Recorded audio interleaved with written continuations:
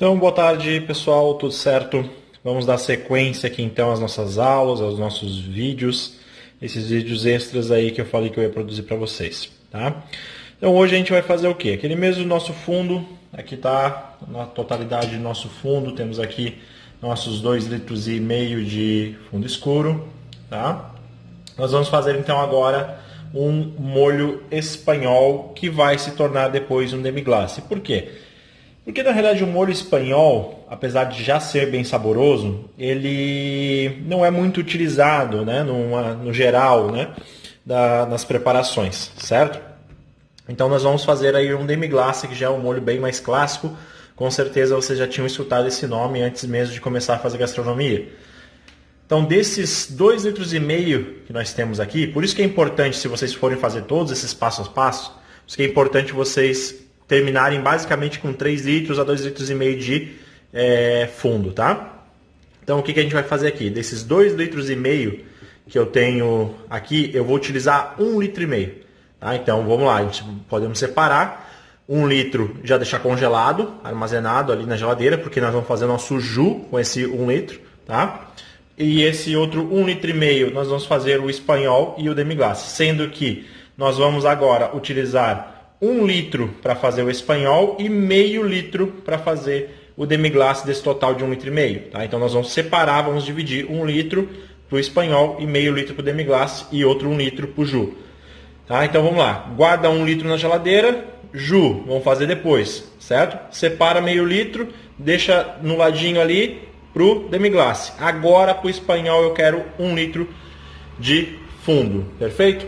Depois, mesmo procedimento, tá? Como assim, professor, mesmo procedimento? Porque você vai utilizar praticamente as mesmas coisas que você utilizou para fazer o fundo. Aqui, um mirepoix, certo? Cebola, para 1 litro eu estou usando então 90 gramas de cebola, 45 de cenoura, 45 de folha de mostarda. Professor, folha de mostarda? Sim, folha de mostarda. Meu alho poró acabou, não tenho salsão, certo? Vou usar aqui talo de mostarda na realidade, né? Mostarda não é essa francesa que vocês conhecem, mostarda é a folha da mostarda, tá? Ela tem aí a mesma função do salsão e do alho poró. Substituo pelo que eu tenho aqui na minha horta, que eu tenho aqui em casa, certo? Vamos lá. Dando sequência aqui, vou precisar de gordura. Óleo, aqui estou usando azeite de oliva, pode ser manteiga, óleo de soja, não tem problema, porque eu preciso deglaciar esse meu mirepoix, né? Preciso molho escuro, então quero tanto dourar e depois deglaciar, preciso de gordura, tá? Depois aqui, manteiga e farinha, obviamente, né? Em mesmas proporções, por quê? Porque aqui eu vou fazer um roux.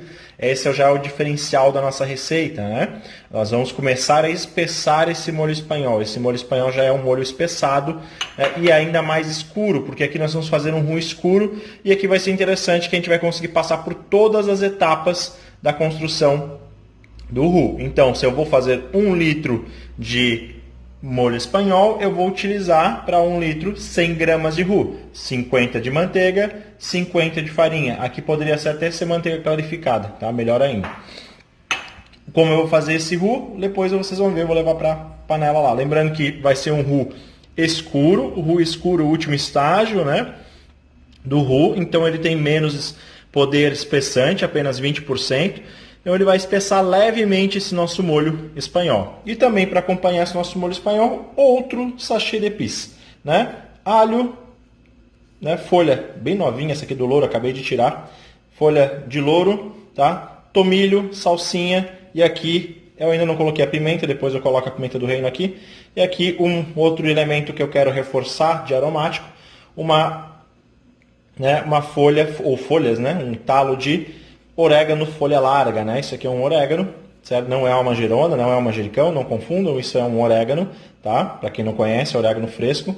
Só que esse aqui é o que a gente chama de orégano folha larga, porque tem essa folha mais larga, certo? Então também quero dar uma reforçada, já que é um molho de carne, gosto desse sabor de orégano nas carnes, então já quero dar uma reforçada. Veja que aqui então eu faço duas modificações do clássico, né? Uso o talo da mostarda e uso, né, o meu orégano folha larga. Vocês podem tanto fazer o clássico, quanto também podem usar aqui salsão ou alho poró, sem problema algum, tá? Gente, vamos lá. Vou tentar aqui fazer com vocês o roux, certo? Com uma mão aqui e a outra segurando, tá? Vamos ver se eu consigo, porque em certo momento fica um pouquinho difícil, porque eu tenho que segurar aqui a alça da frigideira. Então vamos lá, minha manteiga e minha farinha aqui. Eu começo a mexer, a incorporar, certo? Essa manteiga com essa farinha, né? Então vou mexendo aqui. Isso é uma colher de pau, uma espátula de silicone, que é essa aqui que eu estou usando. Espátula que vocês tiverem aí, né? O ideal é que seja uma frigideira, mas pode ser uma panelinha também, não tem problema. Vocês conseguem fazer, né? Então o fogo, meu fogo aqui está baixo, né? Mas é uma boca dupla, então ele é baixo para essa boca, né? Se eu quisesse mais baixo ainda, eu mudava e colocava nessa boquinha menor aqui ao lado, certo? Vamos lá. Não reparem esse fogão, deixa eu ver. Meu fogão está um pouco sujo, desde ontem não limpei. Vamos aqui, olha só, aqui agora a nossa farinha já incorporou, né, na nossa manteiga. E nós já temos aqui um roux branco, tá? Esse já é um estágio de roux branco. Se eu quisesse parar aqui, eu já teria o roux com maior poder de espessamento, né? Então, o nosso roux, ele vai continuar sendo roux branco até os primeiros 3 minutos aí de cocção. Nós estamos aqui a 1 minuto e meio, né, gravando. E aqui nosso roux já começa a se transformar. Veja que eu frequentemente estou mexendo, frequentemente incorporando, puxando a farinha que está na lateral. Continuo mexendo, certo? De maneira com que... Porque se eu deixar ele parado, ele vai o quê? Ele vai queimar, começar a queimar a farinha apenas, né, da parte que está colada com a frigideira, né? E até mesmo essa parte que ficou aqui nas laterais, ela começa a queimar primeiro. E não é isso que eu quero, tá? Então eu volto aqui quando ele estiver com um pouquinho começando o efeito de roux amarelo. Pessoal, voltando aqui, então praticamente 3 minutos já de fogo, tá? Olha só, deixa eu aproximar a câmera aqui para vocês. Olha só como a própria estrutura da farinha com a manteiga ela já mudou.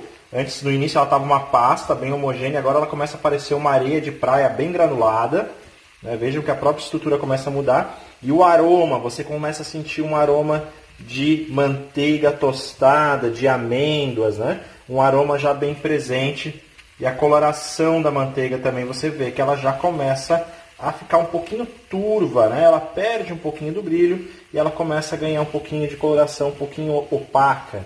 Certo? E fica com essa aparência realmente bem granulada, que é o que vocês estão vendo aqui, né? A partir de agora você começa também a sentir esse aroma de amêndoas, né? Então aí de 3 a 5 minutos nós temos o nosso roux amarelo, tá? Volto com vocês quando a gente estiver no estágio do nosso roux marrom. Voltando aqui com vocês, reparem, olha só como agora o nosso roux começa a escurecer, né? Começa a ganhar realmente uma aparência marrom, né?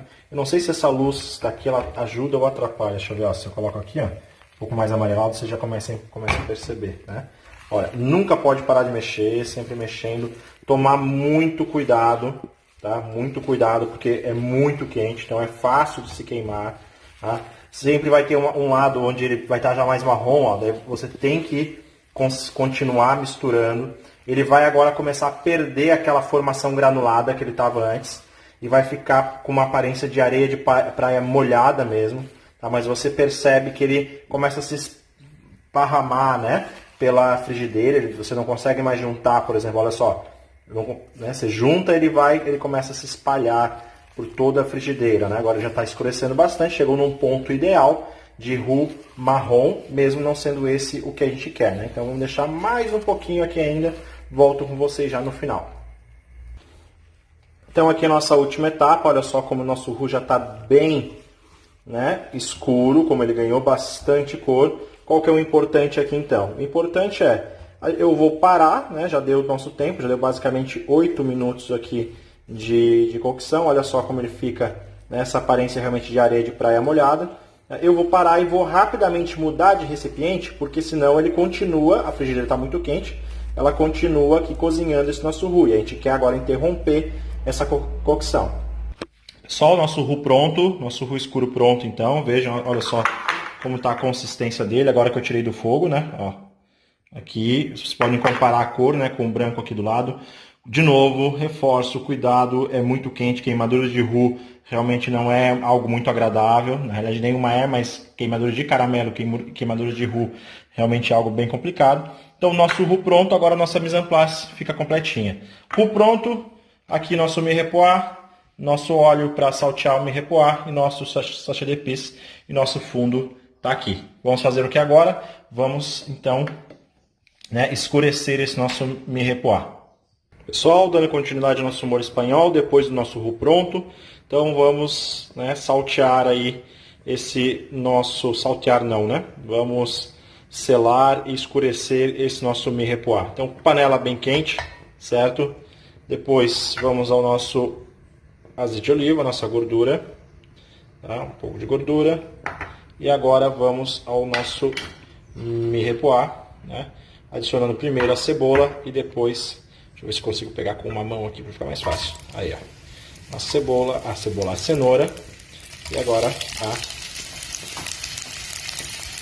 depois a gente lá no finalzinho a gente vai colocar os talos de mostarda. Tá? Vamos lá. Então, reparem minha panelinha de ferro aí, já bem usada, né? Castigada pelos anos. Eu asso pão nessa panela, então ela tá bem judiada do forno também. Quase mais de 10 anos de uso. Tá? E aqui então, vou até baixar um pouco o fogo para não queimar. Né? Começo sempre a deglaciar aí meu mirepoix, mesmo processo do mirepoix anterior. Né? Quero meu mirepoix escuro para soltar aroma, soltar sabor e soltar cor. Né? Mesmo processo anterior. Aí, uma chamada de atenção para a gente aí que eu esqueci de mencionar, é que aqui nós vamos fazer um pinçage também, né? E lá na nossa mise en place eu esqueci de falar sobre o tomate pinçagem. Nós vamos fazer uma pinçagem aqui também, só que aqui uma pinçagem só nesse mirepoix, tá? Então, vamos continuar selando. Eu volto aí na hora que eu for colocar o talo de mostarda. Então, pessoal, voltando aqui, olha só, já estou, né, com minha cebola e minha cenoura bem caramelizada, quase na hora de entrar, quase 3 minutos depois, na hora de entrar aí com os meus talos de mostarda, né? Uma questão importante é que agora, enquanto eu estava dourando, eu já estou com o meu 1 litro de fundo aqui ao lado, né, esquentando. Por que eu estou esquentando o meu fundo? Porque eu vou utilizar a regra básica do roux, né? Roux frio, líquido quente, né? Roux quente, líquido frio. Se eu estou esquentando meu fundo, significa que eu vou usar o meu roux frio, né? Por isso que eu fiz ele primeiro, certo? Vocês vão entender o porquê. Até porque particularmente eu gosto mais de usar o roux frio. Acho que ele incorpora melhor e a chance de empelotar é menor. Agora então está na hora de a gente colocar o nosso nosso talo de salsão, certo?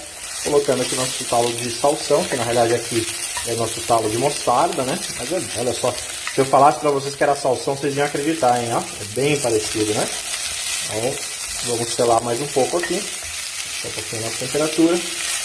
Selar mais um pouquinho e daí vamos fazer o pinçagem, né? Nosso molho de tomate vai ficar aqui ao lado. E aí a gente vai fazer nosso pinçagem. Volto então quando a gente for fazer o pinçagem. De novo aqui, pessoal, voltando, né? Praticamente uns 2 minutos depois. Nossa panela aqui já está com bastante fundo caramelizado, né? Nossa cenoura bem caramelizada e a cebola principalmente.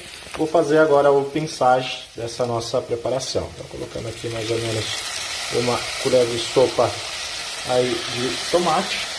Vou colocar lá do lado, vou colocar aqui para vocês. E vamos misturar. E de novo, né? Agora eu vou basicamente até realmente grudar no fundo aí da minha panela. Eu senti, né, que eu não consigo mais tirar, que eu não consigo mais mexer, perfeito? Vamos lá. Continuo aqui mexendo. Vou voltar para vocês então quando tiver o nosso fundo aí bem caramelizado. Voltando aqui, gente, olha só. Nossa panela já bem caramelizada, nosso mirepoix bem caramelizado. O que eu vou fazer agora, tá? Agora eu vou fazer o quê? Eu vou pegar uma concha daquele nosso fundo, tá? E vou deglaciar aqui essa nossa panela. Então, eu peguei uma concha daquele fundo e deglaciei a nossa panela para soltar todo aquele fundo, toda essa borda aqui, tá? E eu não quero que esse fundo aqui ele realmente evapore, tá? Eu não quero que ele solte, certo? Eu quero que ele só realmente faça uma deglaçagem no nosso fundo. Desligo a panela e vou reservar esse nosso mirepoix. Pessoal, voltando aqui então, certo? Aqui nosso fundo está esquentando. Temos nossa panela deglaciada, tá? Vejam que eu não lavei, né? Ela só está deglaciada. Aqui nosso mirepoix deglaciado. Vejam que nosso mirepoix está com esse diferencial, né? Porque tem um pouquinho do líquido aqui, extremamente saboroso, né? E aqui nosso roux com o sachê d'épices. O que nós vamos fazer agora? Vamos colocar nosso roux que está frio. Vamos colocar o roux na panela e aos poucos começar a colocar o caldo quente aqui na panela.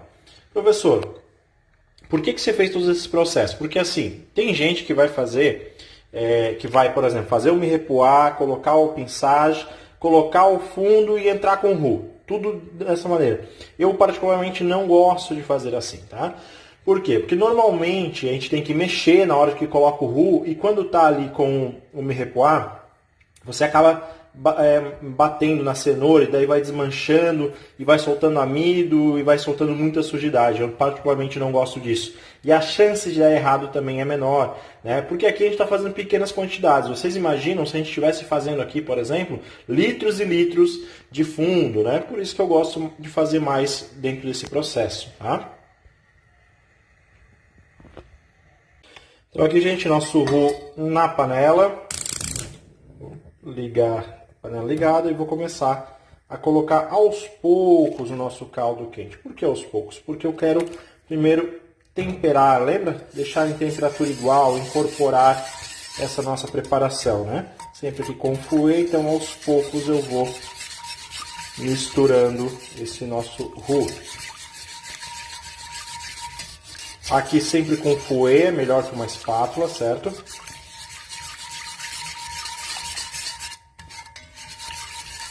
Deixa eu incorporar bem essa primeira parte para depois eu entrar com mais um pouco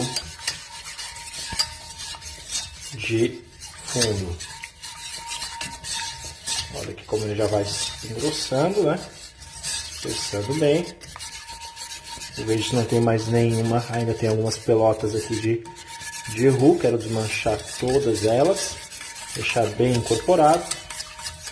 Agora sim eu vou entrar com todo? Não, ainda vou entrar com um pouco, mais umas 2 conchas desse roux e vou incorporando. Aqui eu estou fazendo um processo que eu não gosto muito, que é o quê? É ir colocando e mexendo. Eu gosto de estar mexendo enquanto eu estou colocando. Só que eu ainda não tenho 3 braços, né? Eu tenho que ficar fazendo assim para que eu consiga mostrar para vocês, certo? Veja aqui como ele está incorporando, certo? Quando eu chegar na metade daquele meu líquido, aí eu coloco todo ele. Quando esse líquido que tiver nessa panela tiver uma textura semelhante àquela, aí sim eu coloco ela aqui. Isso é temperar, né? Deixar aí as duas estruturas parecidas em temperaturas, começarem diferentes e depois terminarem as duas iguais, né? Certo? Agora, desculpa. Agora com as duas, né, bem parecidas, eu vou entrar aqui já com o restante do nosso fundo. Aí sim, agora o restante do nosso fundo, certo? E agora também vou entrar com o nosso mirepoix, tá? Então já aqui, bem incorporado, sem nada empelotado, né, eu volto com o nosso mirepoix. Então, pessoal, aqui, certo? Já colocamos o roux, colocamos o fundo lá no passo a passo, colocamos o mirepoix e colocamos o sachê d'épices. Agora, 1 hora em fogo simmer, né? Ou seja, não pode levantar fervura. Vai estar aqui, então, reduzindo aí por 1 hora e vai estar pronto o nosso molho espanhol. Só que tem uma diferença. Além do bol com água e escumadeira aqui para a gente escumar, porque vai ser necessário também, igual o fundo, tá? Nós vamos o quê? Ou com pincel de silicone ou com um pano com a ponta úmida, nós vamos sempre limpar a borda da panela, tá? Porque conforme ele vai reduzindo, deixa eu pegar bem aqui para vocês, conforme ele vai reduzindo, esse molho também vai criando uma crosta aqui na superfície, né, onde termina o molho e como foi essa panela. Então, conforme a água vai reduzindo, ele vai criando uma crosta ali. Nós não podemos deixar aquela crosta queimar e amargar o nosso fundo. Então, isso é algo típico de molhos com redução, tá? Então, água fria, tanto para limpar quanto também para controlar a temperatura dessa superfície aqui. Então, o mais próximo que você consegue chegar do molho, você sempre vai limpando, certo? Nunca deixe tostar, nunca deixe, né, criar alguma sujidade aqui, como se você estivesse passando uma esponja mesmo aqui. Poderia ser um pincel de silicone, é melhor ainda, você tem um controle melhor. O risco de se queimar é menor, cuidado para não se queimar, tá? Então, sempre limpando toda a borda da panela. Então, como é uma hora só, não é muito longo o período, a cada 15 minutos, 10 minutos, você vem aqui e vai limpando a borda da panela, tá? E escumando também quando necessário. Então, 1 hora aí de redução. Então, pessoal, continua aqui com o nosso molho espanhol, né? Ele está aqui já há 10 minutos, escumando esse nosso molho e limpando, né, a panela quando necessário. Uma observação aqui é que eu comecei a ter problema com fervura, ele começou a querer ferver, e o que eu fiz? Eu retirei a grade aqui dessa parte do meu fogão e olha só, aqui eu empilhei, né, eu coloquei uma grade em cima da outra, de maneira com que ele ficasse mais afastado da boca do fogão, certo? Vocês podem fazer isso aí na casa de vocês também, só tomem todo o cuidado do mundo, né? Para que ele está bem estável, né? Ele não vai cair, não vai mexer, mas preciso que vocês tomem cuidado para que realmente quando forem fazer isso aí, certo? Mas é uma dica aí, se vocês estiverem tendo problema com fervura, não tiverem conseguir manter ele em temperatura aí abaixo dos 90 graus. Pessoal, então depois de 1 hora chegamos ao fim aqui, né? Nosso molho espanhol está praticamente pronto. O que nós vamos fazer agora? Nós vamos, né, retirar aqui com a escumadeira um pouco desse mirepoix e depois vamos peneirar igualzinho a gente fez lá com o nosso fundo. Aqui então a gente está peneirando nosso molho espanhol, né? Estou peneirando aqui peneira e camada dupla de Perfex, né? Eu dobrei o Perfex ao meio. Esses Perfex depois vocês podem lavar e reutilizar, tá? Não tem problema nenhum também. Eu normalmente reutilizo para fazer até filtragem mesmo, tá? Então vou colocando aqui, reparem, ó, a cor já mudou completamente, não é mais aquela mesma cor do fundo, né? Já, olha só. Ele não está espesso ao ponto, né, de um molho bechamel ou molho, mas ele já está muito mais denso do que quando era um fundo, certo? Mas como eu falei para vocês, normalmente o molho espanhol, lembra, ele é um molho mãe, um molho base, ele vai servir muito mais como base para outros molhos do que um molho propriamente dito. E é isso que a gente vai fazer com ele agora, né? Nós vamos filtrar, né, todo ele aqui, vamos lavar a panela e vamos dar início ao nosso molho demi-glace. Então, gente, vamos lá. Aqui eu tenho o meu fundo escuro, né? Aqueles 500 ml que a gente guardou. Olha só a diferença dele já para o nosso molho espanhol. Aqui eu tenho o nosso molho espanhol já resfriado e desengordurado. Tá? Já retirei toda a gordura dele. Então fiz ele, geladeira, resfriei, desengordurei. Né? E aqui aqueles 500 ml lá de fundo. Lembra? Nós tínhamos 2,5 litros de fundo, nós reservamos 1 litro para fazer o jus, pegamos 1 litro para fazer o espanhol e reservamos o outro meio litro, certo? O que nós vamos fazer agora? Agora a gente vai fazer o demi-glace, né, a partir desse espanhol. E como que a gente faz o demi-glace? É simples. Pegamos do nosso molho espanhol, vamos colocar aqui aquele meio litro de fundo escuro. E o que a gente vai fazer agora? A gente vai reduzir. Como? Vamos reduzir isso pela metade, tá? Então temos que reduzir visualmente pela metade para que a gente tenha nosso demi-glace, perfeito? Então é isso que a gente vai fazer nesse momento. Vamos a fogo, né? Fogo baixo, sempre zimmer, sem fervura, e vamos deixar reduzir aí, vai mais ou menos 1h30 a 2 horas para que a gente reduza toda essa quantidade aqui de demi-glace. E sempre o que? Limpando as bordas da panela. Agora vai reduzir bastante, é muito necessário que a gente sempre limpe as bordas da panela, perfeito? Então aqui estamos no fogo, né? Fogo baixo, continuo utilizando aquela técnica de suspender a grade ali, certo?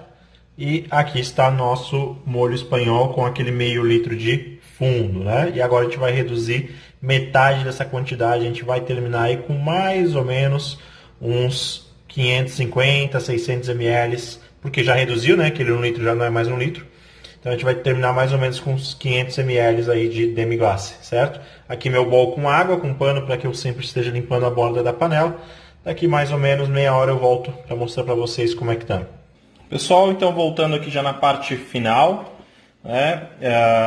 Toda a redução, fiz toda a redução aí do nosso demi-glace, certo? Demorou mais ou menos aí 2 horas para acontecer toda a redução, tá? Eu já estou finalizando esse vídeo agora no outro dia. Ontem já estava bem tarde, estava bem cansado. Então basicamente eu só recolhi, né? Só filtrei o nosso molho ali, passei por uma peneira e guardei aqui nessa vasilha aqui, né? De vidro, né? E levei à geladeira. Inclusive, ideia claro, como tem espessante, como tem ligações aqui, como tem colágeno, ele endureceu, né? E agora eu tive que esquentar ele novamente para conseguir demonstrar para vocês, tá? Então, na realidade, esse vídeo agora já é no outro dia, né? Porque ontem já era quase para mais de meia-noite quando eu fui finalizar. Então, inclusive eu tirei ele agora porque para demonstrar para vocês como ficou e também porque eu vou utilizá-lo, né? Eu vou fazer uma lasanha com ele, né? Essa aí eu não vou filmar, essa lasanha eu vou ficar para mim, tá? Mas olha só como que ele ficou, né? Então reduziu pela metade, lembra que eu falei para vocês que tinha que reduzir pela metade. Veja que ele tá um ponto de fio, né? Ó, ele começa a pingar basicamente só no final. Aí eu basicamente esquentei ele. Quando ele está pronto agora, inclusive, ele é um molho muito concentrado, né?